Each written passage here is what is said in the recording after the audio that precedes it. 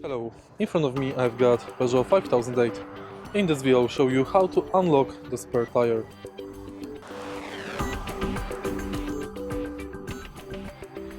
In the beginning, take a look under the car. Spare tire is located right here. To unlock it, we have to assemble special tools. Firstly, right here behind right rear seat, we've got this pipe. Place it here over this bolt.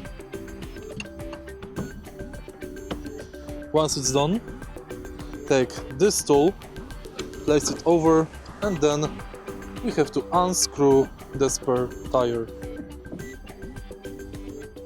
Thanks to unscrewing it, the spare tire will lower its position to the place where you can take it out.